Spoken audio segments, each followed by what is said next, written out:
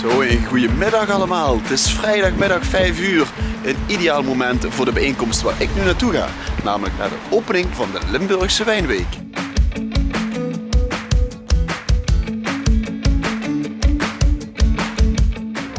Dit is een hoe moet ik dat zeggen, een waanzinnige dag vandaag.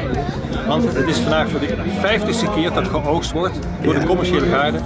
En dit is dus eigenlijk de start ook van de Limburgse Wijnweek, waarvan we hopen dat het over 100 jaar nog steeds bestaat.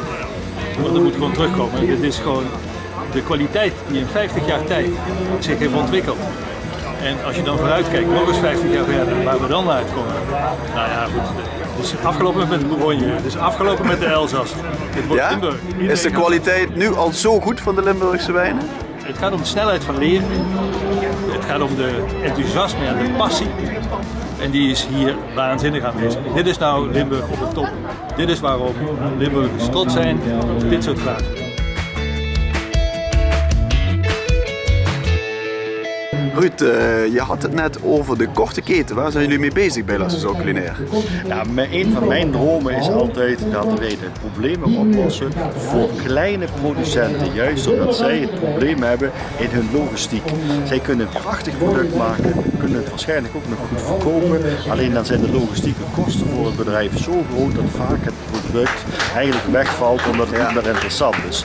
En juist de snelheid van leveren, dat is voor veel horecabedrijven en anderen erg belangrijk.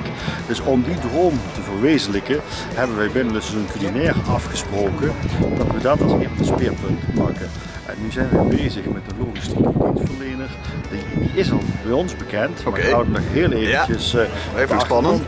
Niet omdat het spannend is, maar omdat een aantal zaken nog geregeld moeten worden. We zijn bezig met een bedrijf wat een website maakt, waarbinnen dus iedere business-to-business partner zijn eigen product kan bestellen bij de producent die wil.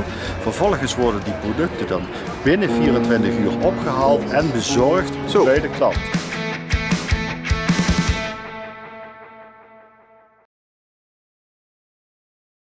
Wil je meer van onze video's zien? Abonneer je dan nu op ons YouTube kanaal.